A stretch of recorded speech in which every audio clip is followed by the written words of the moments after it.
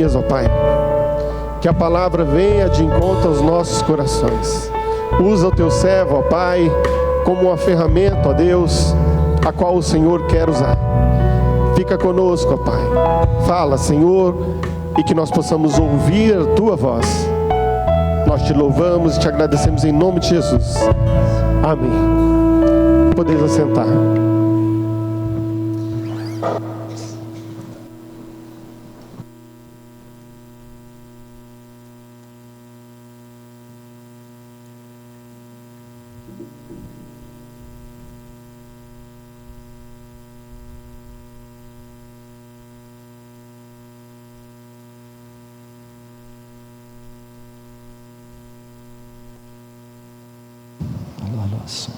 Saiu. Tá bom. Obrigado, Ricardo.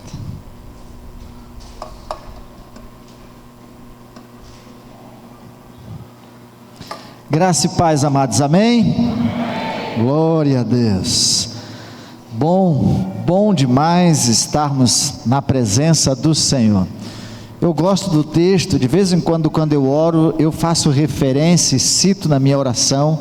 Quando a gente tem um momento desse de adoração e de louvor, quando Jacó estava fugindo do seu irmão e usando uma pedra como travesseiro, ele tem um sonho, a escada que ligava os céus e a terra, e os anjos subindo e descendo.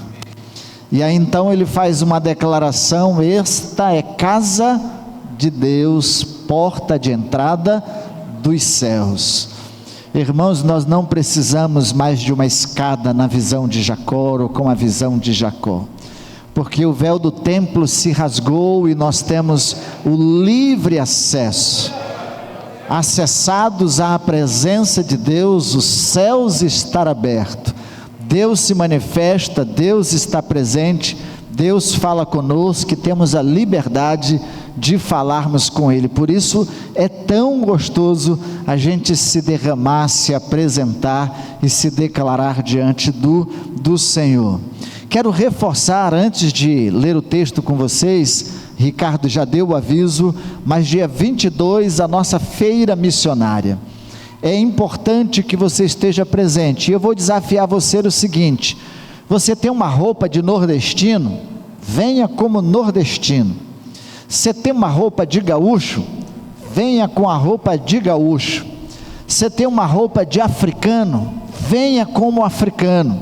Tem uma roupa de europeu, venha como europeu. Tem uma roupa asiática, venha como asiática. A feira, ela é feira missionária, e a nossa feira, ao final, a gente distribui tudo que foi arrecadado para missões mundiais, missões estaduais, missões nacionais e missões locais.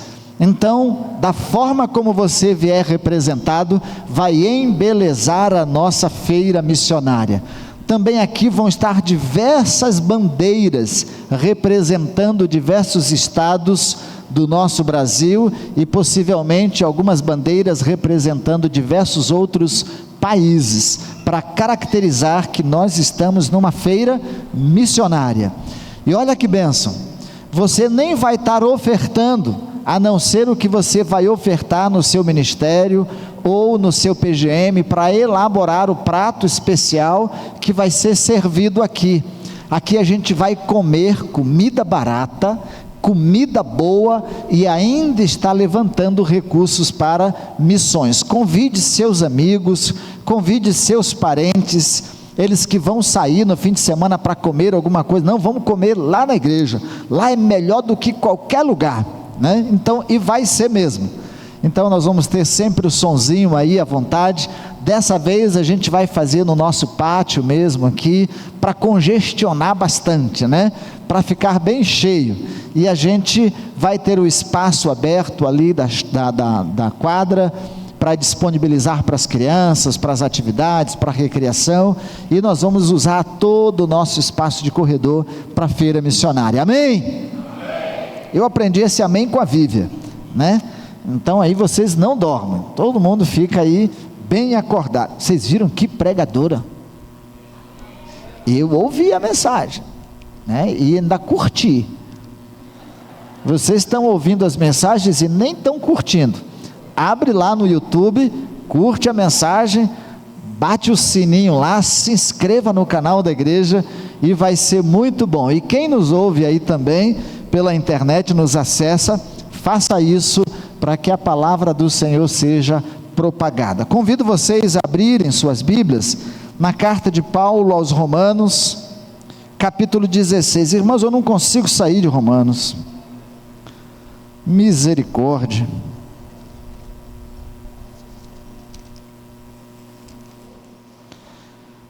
Romanos, capítulo de número 16, nós vamos ler do verso 1 em diante.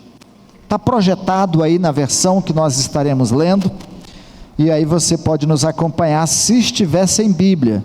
Se estiver com a sua Bíblia, depois da leitura, permaneça com ela aberta, porque nós vamos explorar o próprio texto, o próprio capítulo 16 de Romanos. Diz assim: recomendo-vos, pois, Febe, nossa irmã, a qual é serva na igreja que está em Cencreia, para que a recebais no Senhor como convém aos santos, e a ajudeis em qualquer coisa que de vós necessitar, porque tenho hospedado a muitos, como também a mim mesmo. Saudai a Priscila e a Áquila, meus cooperadores em Cristo Jesus, os quais pela minha vida expuseram as suas cabeças, o que não só eu lhes agradeço, mas também todas as igrejas dos gentios. Saudai também a igreja que está em sua casa. Saudai a Epêneto, meu amado, que é as primícias da Caia em Cristo. Saudai a Maria, que trabalhou muito por nós. Saudai a Adrônico e a Júnias, meus parentes e meus companheiros nas prisões, os quais se distinguiram entre os apóstolos e que foram antes de mim em Cristo. Saudai a Amplias, meu amado no Senhor. Saudai a Urbano, nosso cooperador em Cristo, e a Estaques, meu amado. Saudai a Apeles, aprovado em Cristo. Saudai aos da família de Aristóbulo. Saudai a Herodião, meu parente. Saudai os da família de Narciso, os que estão no Senhor. Saudai a Trífena e a Trifosa, as quais trabalham no Senhor. Saudai a amada Pérside, a qual muito trabalhou no Senhor. Saudai a Rufo, eleito no Senhor, e a sua mãe, e a minha, porque ele chamava a mãe de Rufus de mãe também. Saudai a Assíncrito, e Flegonte, a Hermes, a Pátrobas, a Hermas, e aos irmãos que estão com eles. Saudai a Filólogo, e a Júlia, a Nereu, e a sua irmã, e a Olimpas, e a todos os santos que com eles estão. Saudai-vos uns aos outros com ósculo santo. As igrejas de Cristo vos saúdam. E rogo-vos, irmãos, que noteis os que promovem dissensões e escândalos contra a doutrina que aprendestes. Desviai-vos deles, porque os tais não servem a nosso Senhor Jesus Cristo, mas ao seu ventre. E com suaves palavras e lisonjas enganam os corações dos simples. Quanto à vossa obediência, é ela conhecida de todos. Comprazo-me, pois, em vós, e quero que sejais sábios no bem, mas simples no mal. E o Deus de paz esmagará em breve Satanás debaixo dos vossos pés. A graça do Senhor Jesus Cristo seja convosco. Amém. Saúdam-vos Timóteo, meu cooperador, e Lúcio, Jason, o Sosípatro, meus parentes. Eu, Tércio, que esta carta escrevi, vos saúdo no Senhor. Saúda-vos Gaio, meu hospedeiro, e de toda a igreja. Saúda-vos Erasto, procurador da cidade, e também o irmão Quarto. A graça de nosso Senhor Jesus seja com todos vós. Amém. Ora, aquele que é poderoso para vos confirmar, segundo o meu evangelho e a pregação de Jesus Cristo, conforme a revelação do mistério que desde tempos eternos esteve oculto, mas que se manifestou agora e se manifestou pelas escrituras dos profetas, segundo o mandamento do Deus eterno, a todas as nações para a obediência da fé, ao Deus único, sábio, seja a glória por Jesus Cristo para todo sempre. Amém. Amém. Eu confesso que eu queria parar, não voltar ao livro de Romanos, mas não consigo sair dele, né? Eu sou atraído cada vez que eu leio, releio, e a palavra que eu compartilho com vocês hoje, compartilhei semana passada nas duas congregações que temos ali no Aerorancho e também na Patagônia, e quero compartilhar com os amados hoje, porque penso ser interessante o texto para nossa meditação, e também entendo que quando a gente está lendo esse texto, os nomes bonitos que a gente encontra aqui, lindos, né? São nomes bem preciosos, característicos para a sua época, e não vamos julgar aqui a feiura dos nomes, mas é uma lista de nomes bem grande. E quando eu estava lendo, eu ri sozinho, porque disse: pai, eu vou ler esse livro na igreja, e vou ler aqui as saudações de Paulo, porque me veio à cabeça uma história, e acho que já contei isso aqui algumas vezes, porque tinha um irmão na igreja, que estava evangelizando uma pessoa, e sempre ele falava bem da igreja dele, falava bem do pastor, porque o pastor pregava bem, ensinava bem, e era difícil aquele amigo ir para a igreja.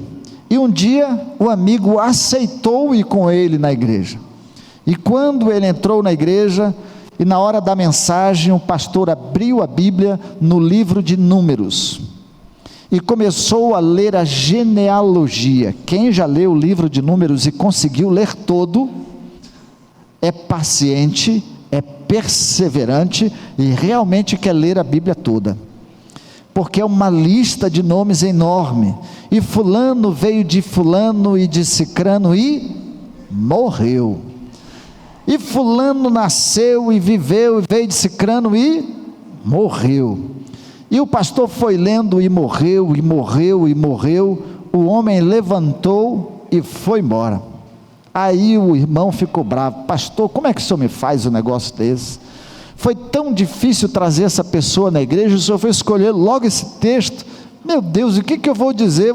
No outro, ele foi pedir perdão para o amigo: você me perdoa, aquele dia o pastor não...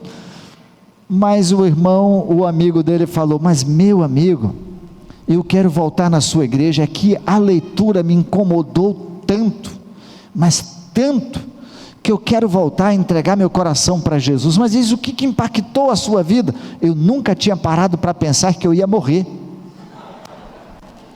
Eu vivi a vida tão dissolutamente, tão do meu jeito, e esqueci de pensar que eu vou morrer, e quando eu morrer, para onde eu vou? Né? Então, até lendo uma genealogia, a palavra de Deus é eficaz como uma espada de dois gumes. Até lendo essa série de nomes maravilhosos aqui, né, descrito pelo apóstolo Paulo, então eu sei que tem verdades preciosas para nós nesta noite. Você crê nisso? Glória a Deus. Eu quero pensar com os irmãos sobre uma igreja contagiante. Exige membros atuantes. Uma igreja contagiante exige membros atuantes. E Paulo nos esclarece muito bem, quando ele faz a lista de nomes que ele saúda no final da carta aos Romanos. Ele faz essa descrição das qualidades do que cada um tinha como característica peculiar. Por exemplo, essa igreja contagiante tem membros que são atuantes como diáconos.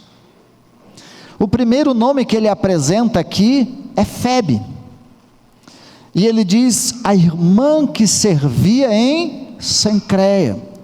Era uma mulher que servia nesta igreja, e a palavra servir aqui é o mesmo sentido de diáconos, que Paulo escreve a carta a Timóteo, dando as devidas responsabilidades, funções e qualidades do diaconato. Então a palavra diaconia quer dizer servir. Então essa mulher servia tão bem na sua igreja, ela era tão preciosa, e a descrição do texto, quando a gente vai lendo, Paulo falando sobre essa mulher, ele diz, e aí eu quero que você volte o texto, porque a gente vai revisando, nossa irmã, a qual serve na igreja que está em Cencreia, para que a recebais no Senhor como convém aos santos, e a ajudeis em qualquer coisa que de vós necessitar, porque tem hospedado a muitos, como também a mim, obrigado lindão, como também a mim mesmo. Essa irmã servia a igreja com tanto gosto, com tanto zelo, que ela recebia as pessoas na sua casa. E você sabe que servir e receber continuamente pessoas na nossa casa exige de nós uma prontidão de servir. Você, quando vai receber alguém, o que você faz? Eu preciso limpar a casa. Eu nem vou dizer o que acontece lá em casa, porque deve ser o mesmo que acontece na sua. Vai vir visita. Tem que fazer uma faxina, tem que dar uma geral, tem que organizar a casa, vai olhar no freezer, não tem suco, não tem isso, não tem café, não tem açúcar. Você tem que providenciar algumas coisas para atender a sua visita. Lá no Nordeste é fácil, tem rede, tem armador para tudo que é lado. Num cômodo da casa, cada canto uma rede, mais o meio, então já dá 4, 5 redes, e aí mais um colchão no meio, é tudo isso num quarto só. Aqui a gente tem beliche, né? Mas para receber muita gente teria que ser um triliche. Mas receber alguém dá trabalho. Se organizar, prestar, atender. E naquela época, lembrando que não era fácil, você não ia à padaria e comprava um pão francês para servir a sua visita. Você não ia no açougue e comprava 1 quilo de alcatra, 1 quilo de contrafilé, nada disso. Dependendo, você tinha que matar o cordeiro, você tinha que matar a galinha. Lá em casa, sempre a gente recebia os pregadores, e a minha mãe sempre criava galinha, porque quando chegava um pastor, as galinhas tinham que fugir, porque uma delas ia morrer, né? Porquinho nem aparecia nessas horas, porque ele ia para a panela. Então, nesses lugares, pense a disposição dessa mulher, que servia em Cencreia, recebeu inclusive Paulo por diversas vezes, acolheu em sua casa. Então era uma mulher pronta, disposta ao serviço, provavelmente não só na sua casa, mas na própria casa do Senhor. E lembrando que naquele período da igreja, nós não tínhamos templos suntuosos, lugares como este aqui, para reunir as pessoas. Por vezes a reunião acontecia na própria casa de quem recebia. As pessoas vinham para a reunião num pátio superior, em algum lugar da casa se fazia reunião, e lá estava Febe, servindo como diaconisa, pronta a atender no que fosse necessário.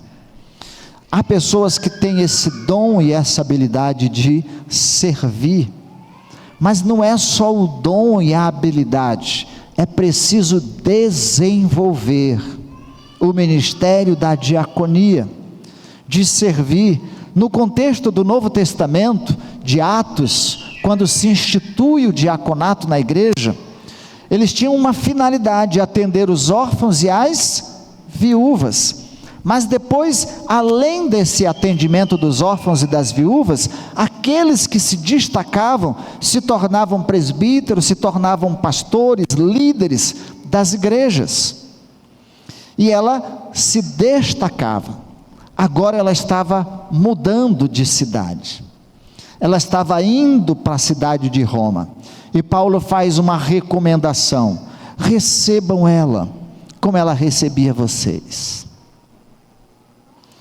Atendam às necessidades dela, como ela atendeu muitas das minhas necessidades, ou a necessidade de muitos que por lá passaram. Isso nos traz também uma lição, como igreja, sermos uma igreja acolhedora. Receber quem chega e receber bem é maravilhoso demais.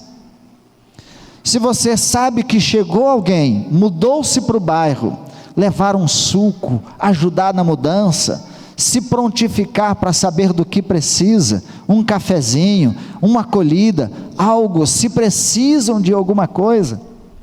Nós recebemos aqui por vezes os nossos irmãos venezuelanos. Foi bom ver a igreja agindo, providenciando cama, providenciando geladeira, providenciando colchão. É ótimo que seja assim. No exercício dos ministérios da igreja, saber que se alguém está precisando de alguma coisa, acolher também nas suas necessidades, faz parte do servir uns aos outros. Então, nessa saudação de Paulo, a gente aprende com Febe a sermos diáconos, diaconisas, e a aprendermos, ainda que não tenhamos o título do diaconato, mas aprendermos a servir. E na recomendação que Paulo dá à igreja de Roma, aprendermos como igreja a sermos uma igreja acolhedora, que recebe bem as pessoas que chegam. Eu sempre digo, quando a gente pede para se cumprimentar, no geral a gente cumprimenta quem a gente conhece. Quando acaba o culto, a gente vai conversar com quem a gente já conhece. E fica de escanteio quem chegou de visita e não conhece ninguém. Então ele fica lá assim. Aí ninguém fala com ele, ele faz o quê? Vai embora. Ninguém falou comigo. Vai embora.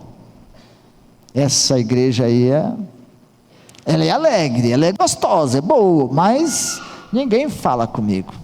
Ninguém me cumprimentou, ninguém me recebeu, ninguém perguntou meu nome, ninguém perguntou de onde eu vim, o que eu preciso. É importante que a gente tenha esse olhar, além dos que nós já conhecemos. Olhar para quem a gente ainda não conhece, estabelecer laços intencionais, vínculos intencionais, relacionamentos intencionais. Não vai acontecer por acaso. Quando a gente chega, alguém nos trazendo, já é mais fácil, porque ele vai nos apresentando, e isso fica mais fácil. Nem todo mundo é carismático, dado, e chega e já vai conversando, pois não, e meu nome é fulano, é cicrano, vai se apresentando. Nem sempre as pessoas são assim, algumas são mais tímidas, mais retraídas, e a gente aprende com a recomendação de Paulo à igreja de Roma, a sermos uma igreja acolhedora. Que assim seja. Amém. Segundo, como cooperadores, Paulo vai descrever vários nomes, e eu quero começar com Priscila e Áquila, meus cooperadores. Na verdade, Priscila e Áquila, ou Áquila e Priscila, e aqui a ordem escrita pelo apóstolo Paulo, dar muito valor à esposa de Áquila, que é Priscila, porque a coloca na frente, na citação do nome. Mas esse casal, eles eram moradores de Roma antes. mas houve um decreto por parte do imperador Cláudio, expulsando todos os judeus de Roma. Então, nessa expulsão dos judeus de Roma, Priscila precisa sair com Áquila da cidade de Roma. Eles viviam numa região característica e típica da cidade de Roma, como se fosse a classe média, né? Qual bairro aqui que a gente pode dizer que é de classe média? Carandabosque, né? O Damas é outro patamar, né? Copa Vila, Tarumã, é pobre, irmão, é pobre. Nós temos que reconhecer que nós somos pobres. Se você for para a sociologia e ver a definição de pobre, quando eu ouvir a declaração pela sociologia de pobre, digo, eu não me considero em classe nenhuma, nem paupérrimo eu era. Eu não tinha lugar para morar, eu não tinha casa, não tinha terreno, então não tinha classe para mim, né? Mas aqui Priscila e Áquila, como artesão, porque eles eram fabricantes de tenda, eram valorizados. E a cidade de Roma, uma cidade grande, cosmopolita, né? Então eles tinham muito trabalho e geravam seus recursos, mas precisaram abandonar tudo. Foram expulsos de lá e foram peregrinar em determinado lugar. Eles foram encontrados pelo apóstolo Paulo na cidade de Corinto. Lá eles passaram a residir. E quando Paulo chega na cidade de Corinto para pregar o evangelho de Cristo Jesus e estabelecer ali uma igreja de Cristo Jesus, quem se converte, quem vem com eles, ali não diz que eles se converteram, mas diz que eles somaram, porque tinham a mesma afinidade profissional de Paulo, que era fazedor de tendas. Então eles se juntaram e participaram como cooperadores de Deus na organização e no trabalho da igreja de Corinto. Foram fundamentais naquela cidade, tão fundamentais e tão importantes, que eles exerciam um papel de discipuladores. Se você abrir a Bíblia, lá no capítulo 18 de Atos, você vai encontrar a referência da citação de Priscila e Áquila, inclusive num fato. Apolo, grande pregador do evangelho, eloquente, chegou na cidade de Corinto e pregando o evangelho, mas não conhecia todo o evangelho ainda. Havia sido batizado pelo batismo de João Batista. E aí Priscila e Áquila chama Apolo, conversa com ele, expõe o evangelho e passam a cuidar e a discipular Apolo.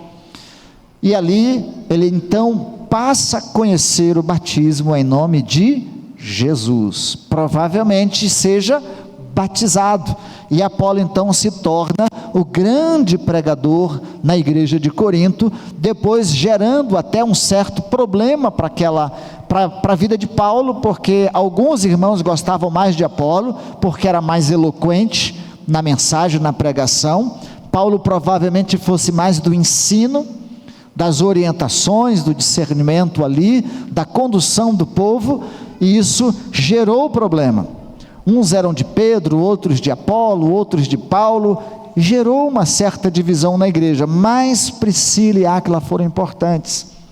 Quando Paulo sai da igreja de Corinto e vai para a cidade de Éfeso, ele leva Priscila e Áquila, e eles mais uma vez se tornam cooperadores de Deus e do evangelho de Cristo Jesus na organização da igreja em Éfeso. São fundamentais naquela igreja e passam a contribuir liderando aquela igreja. Depois de Éfeso, as coisas já estavam mais tranquilas em Roma, e os judeus começam a retornar, e quem volta para lá? Priscila e Áquila. E agora, quando Paulo escreve a sua carta aos romanos, inclusive depois, estando nesse tempo aí na cidade de Corinto, na sua segunda viagem missionária, então ele escreve saudando Priscila e Áquila. Irmãos, a gente aprende que para sermos uma igreja dinâmica, contagiante, efetiva, nós precisamos de cooperadores de Deus, pessoas que queiram cooperar com a obra de Deus, somar com o trabalho, envolver-se com o trabalho, comprometer-se com a obra de Deus. Paulo faz um destaque especial à vida de Priscila e Áquila, dizendo que eles arriscaram sua própria vida por causa de Paulo. Ou seja, eles estavam dispostos a se sacrificar em prol da mensagem do Evangelho de Cristo Jesus. O Evangelho exige sacrifício. Servir no reino de Deus exige sacrifício. Não é de qualquer jeito, não é de qualquer forma. Maldito aquele que faz a obra do Senhor relaxadamente, diz Jeremias. Então, há uma necessidade de cooperar, de envolver-se, onde eu sou necessário, onde eu sou importante, onde eu preciso atuar, e envolver-se. Trabalho é o que não falta. E Priscila e Áquila nos traz essa grande lição como cooperadores de Deus. Ele segue uma outra lista como cooperadores. Ele fala de Maria, que muito trabalhou pela igreja, Urbano, Apeles, Aristóbulo, Narciso, Trífena, Trifosa, Timóteo. Quem foi Timóteo? Filho na fé do apóstolo Paulo. O líder e pastor de várias igrejas, inclusive da de Éfeso, onde Priscila e Áquila também eram membros. Um jovem que dedicou e ofereceu a sua vida ao ministério e ao Senhor, ao ponto de, por vezes, a igreja desprezar a juventude de Timóteo, e ele até se depreciar por causa disso. E Paulo recomendando que ninguém despreze a sua juventude, mas seja um exemplo na fé, na palavra, né? Então, essa orientação que Paulo vai dando a Timóteo, também como um cooperador, seja mulher, seja Aristóbulo, seja homem, seja jovem, todos podem cooperar com a obra e com o reino de Cristo Jesus.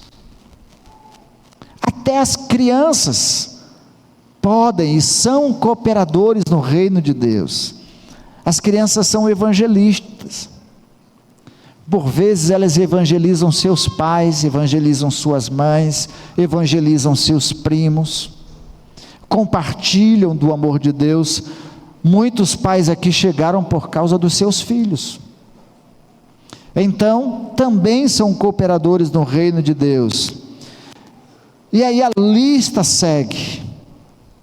Todos estes foram cooperadores do Evangelho para ter sido notado, citado, lembrado pelo apóstolo Paulo.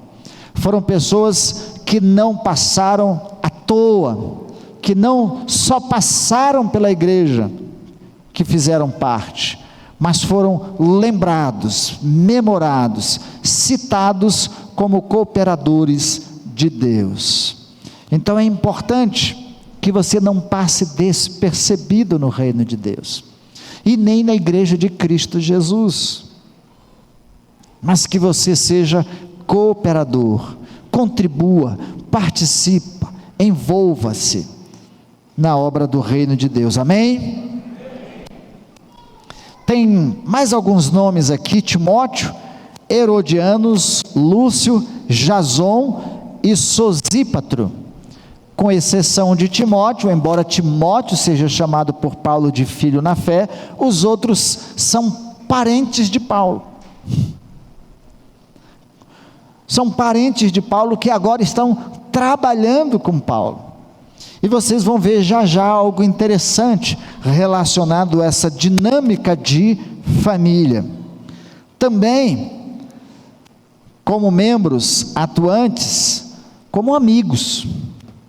Paulo vai dizer: Amplias, Estaques e a mãe de Rufus, que ele chamava também de mãe. Provavelmente essa irmã fosse tão carinhosa, tão afetuosa e tão preocupada com Paulo, que deu a liberdade a ele de chamá-la de mãe.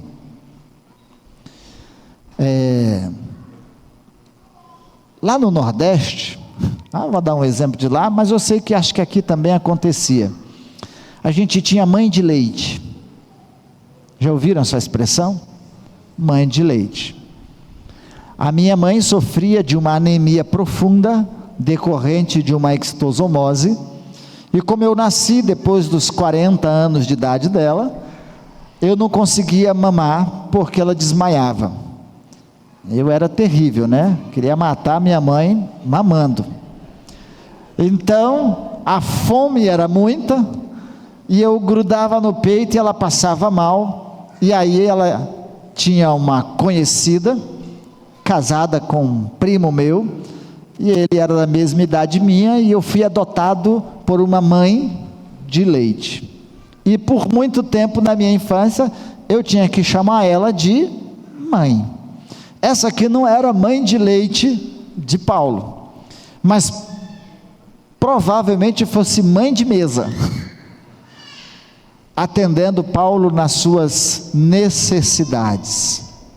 Então, eram parentes, fazem parte da igreja de Cristo Jesus, parentes nossos. Tem gente que quer ir para uma igreja onde não tem parente nenhum. Não, vou lá porque lá não tem ninguém dos meus parentes. Essa turma é terrível. E aí quer ficar longe dos parentes. Mas aqui, Paulo trabalhava no evangelho com seus parentes, com seus familiares, também como intercessores. É uma igreja atuante, é uma igreja contagiante, com membros ativos, comprometidos, envolvidos como intercessores. Nós acabamos de receber o desafio de orarmos por nossos filhos, pela nossa geração, por todos aqueles que descendem de nós ou nos antecederam. Aqui nós temos um personagem, Andrônico e Júnias. Eram parentes do apóstolo Paulo, mas eram parentes diferentes. Eles se converteram antes de Paulo, e foram tão preciosos e importantes no movimento do cristianismo, que ele diz que eles eram chegados e muito considerados, respeitados pelos apóstolos. Então, este casal se converte antes do apóstolo Paulo. Agora imagine, quem foi o apóstolo Paulo? O perseguidor da igreja, o perseguidor dos cristãos, o que foi responsável pela morte de Estevão. As vestes de Estevão foi lançado sobre os seus pés, e ele tinha um parente, e a ideia de parente próximo, que já era crente, já era converso a Cristo Jesus. Então imagine o coração deste casal, o coração dessa família. Qualquer hora dessas, Paulo bate a nossa porta e vai nos denunciar, e vai nos levar para os açoites. Então eles se tornaram provavelmente os primeiros intercessores pela vida de Paulo. Oraram provavelmente várias madrugadas, ou várias noites, ou por vezes reunidos com os apóstolos, intercedendo pela vida de Paulo. Sabiam do potencial daquele homem, sabiam da capacidade dele, e sabiam que ele poderia ser um grande instrumento nas mãos de Deus. Então, Andrônico e Júnias provavelmente intercederam por Paulo. A minha mãe, por exemplo, intercedeu por mais de 30 anos pela conversão do meu pai, até que ela pôde vê-lo converso depois pôde vê-lo evangelista, e depois pôde vê-lo pastor.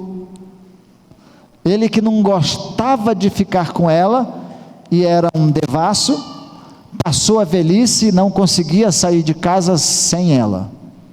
Eram os dois velhinhos de cabeça branca na cidade, de mãos dadas, mas orou por mais de 30 anos pela conversão dele. Isso nos ensina a dizer que nós não podemos deixar de orar pelos nossos parentes, nós não podemos deixar de orar pelos nossos filhos, nem esposas podem deixar de orar pelos seus esposos, e nem esposos podem deixar de orar por suas esposas, porque o Evangelho pode alcançá-lo, a mensagem do Evangelho pode fazer diferença e mudança naquele coração, naquela vida. E quando o Evangelho chega e transforma, acontece o que aconteceu com o apóstolo Paulo, ao ponto de escrever para a igreja de Roma e dizer: aí tem 2 membros, tem uma família, e que eles se converteram antes de mim, e que eles eram chegados dos apóstolos, ajudaram, já pensou? Ajudou Tiago, ajudou Pedro, ajudou João, oraram juntos, participaram, provavelmente até conviveram com Jesus antes da sua morte, estavam presentes nos milagres ou nas mensagens de Cristo Jesus em algum lugar da Judeia ou da Galileia, considerando que aqui eles eram moradores de Roma. E como moradores de Roma, a gente pode pensar, é possível que eles tenham se convertido também no dia de Pentecostes, na pregação de Pedro, e depois, quando retornam para Roma, já retornam como cristãos. Então a gente serve também como intercessores. Você pode ser, deve ser o intercessor da sua casa, da sua família, dos seus parentes. Amém? Amém. Também como geradores de discípulos. Tem um personagem aqui chamado Epêneto. Ele diz: este foi o primeiro fruto da Acaia. Esta foi a primeira pessoa que eu ganhei para Jesus na região da Acaia. Então a alegria de Paulo é em saudar esse irmão que agora fazia parte da igreja de Roma. Eu ganhei essa pessoa para Cristo Jesus. Eu tenho um amigo que mora em Brasília, é o Paulo. O Paulo era meu colega de trabalho, e eu o levei a Cristo Jesus. Hoje ele serve a igreja do Senhor em Brasília, a sua família serve ao Senhor na igreja em Brasília, são envolvidos como esposo, como esposa, os filhos, as filhas, os genros. Na verdade, o residencial não é a casa dele, é um residencial, mora a família toda dentro de um residencial, e todos eles servem ao Senhor. Irmão, vale a pena, irmã, vale a pena ganhar alguém para Jesus. Não há alegria maior. Sábio é, diz as Escrituras, aquele que ganha almas. E sair chorando ou pranteando, mas semeando, depois trazer consigo os frutos, o molho, o resultado da pregação do Evangelho de Cristo Jesus. Eu lanço aqui um desafio e lançarei para a gente organizar isso. Mas já pensou? Janeiro, fevereiro, vamos pensar em fevereiro, mês de férias, 30 dias, 10 jovens, ou idosos aposentados, 20 pessoas, numa imersão de evangelismo na igreja, dorme na igreja, toma café, almoça na igreja, mas durante um tempo do dia, treinamento para evangelismo, conhecimento bíblico, formação para responder as perguntas que lhe forem feitas. Depois sai para pregar o evangelho no bairro, fazendo um recenseamento de porta em porta, depois fazendo estudo bíblico, volta à noite para uma noite de oração, de louvor, de adoração, 30 dias, vai ser uma bênção, não vai? Você viria, mandaria seu filho, de repente você tem uma viagem programada, marcada, e aí eu vou deixar de ir para a minha viagem. É possível que você não fique os 30 dias, mas consiga ficar 10, ficar 15, ficar 20, já faria uma grande diferença Tarumã em Copa Vila e adjacências.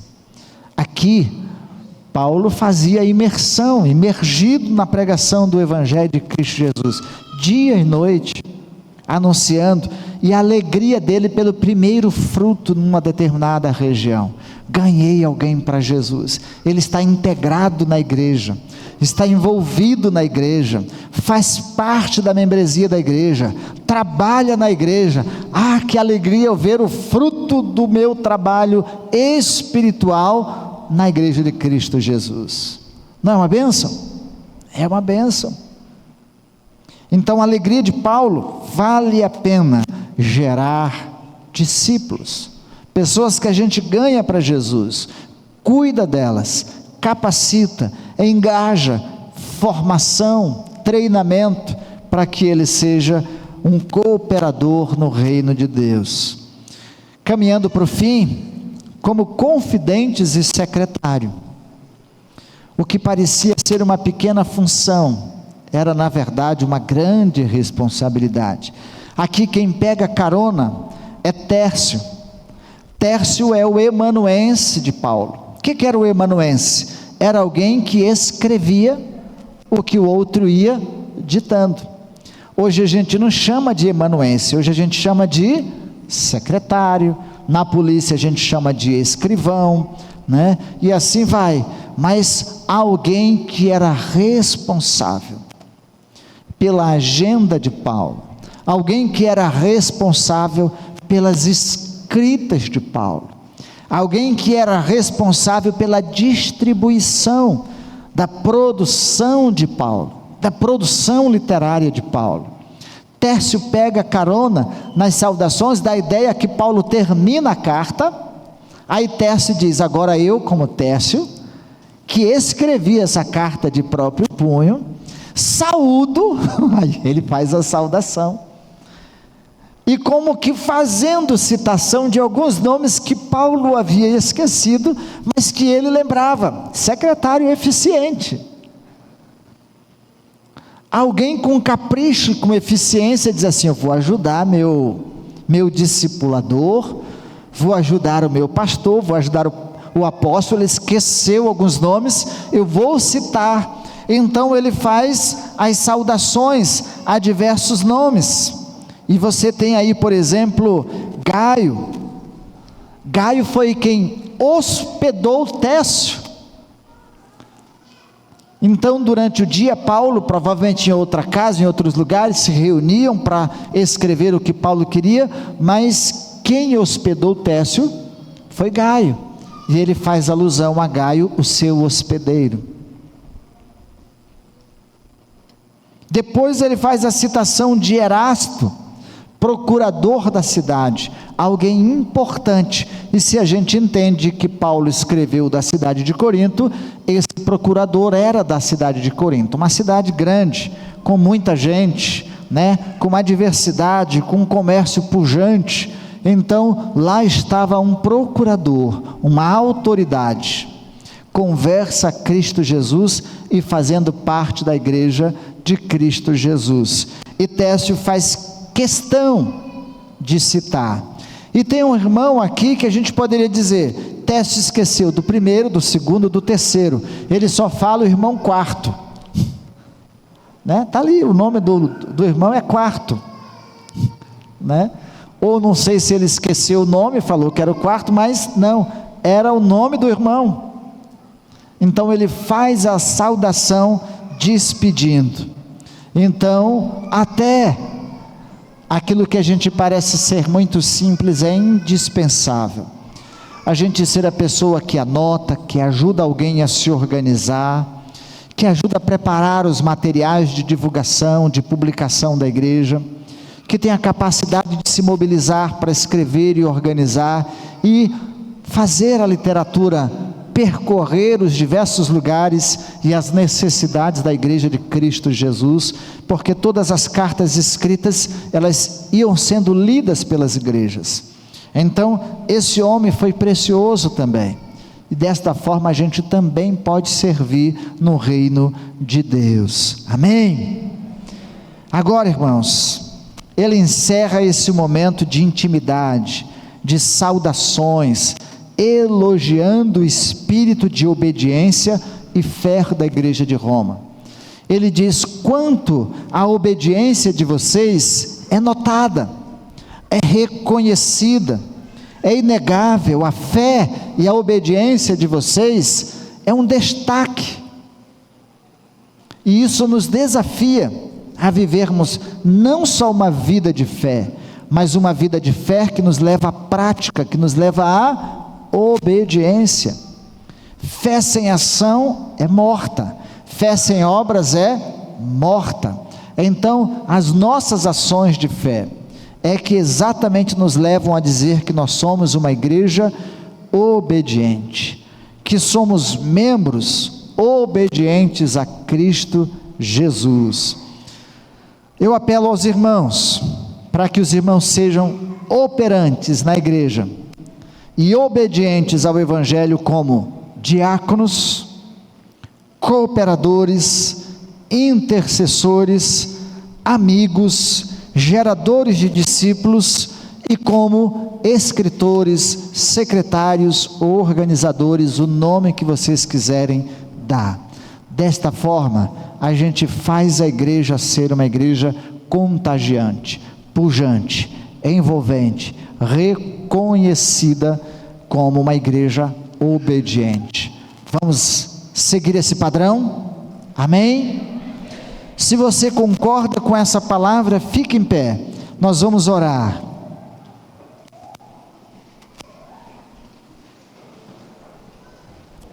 A oração de Paulo, no final da carta, diz assim: ora, aquele que é poderoso para vos confirmar, segundo o meu evangelho e a pregação de Jesus Cristo, conforme a revelação do mistério, que desde tempos eternos esteve oculta, mas que agora se manifestou, e se notificou pelas escrituras dos profetas, segundo o mandamento do Deus eterno, a todas as nações para a obediência da fé, ao Deus único, sábio, seja a glória, por Jesus Cristo, para todo sempre. Amém.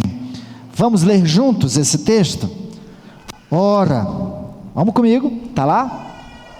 E de novo, ora, aquele que é poderoso para vos confirmar, segundo o meu evangelho e a pregação de Jesus Cristo, conforme a revelação do mistério que desde tempos eternos esteve oculto, mas que se manifestou agora e se notificou pelas escrituras dos profetas, segundo o mandamento do Deus eterno, a todas as nações para a obediência da fé, ao Deus único, sábio, seja a glória por Jesus Cristo, para todos sempre. Amém. Feche seus olhos.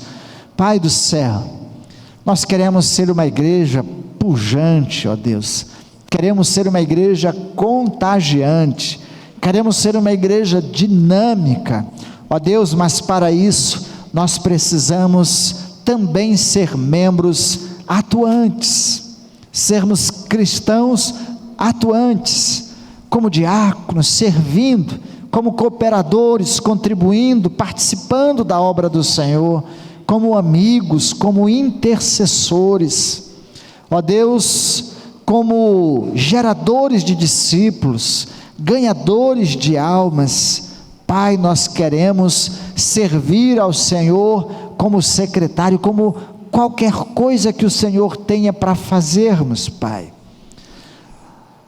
Nos apresentamos diante da Tua presença e do Teu altar, porque queremos ser servos, porque queremos ser obedientes, porque queremos declarar a nossa fé através das nossas ações.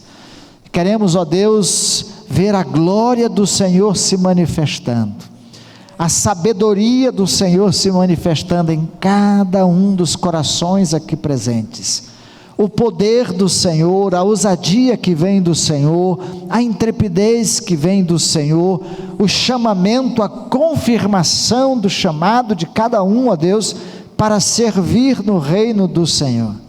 Nós oramos pedindo assim e confiados, em nome de Cristo Jesus, amém, amém, amém. E faremos isso, e seremos assim, até que Satanás completamente seja derrotado na volta de Cristo Jesus. Paulo diz isso no final também. Vamos cantar, equipe de louvor.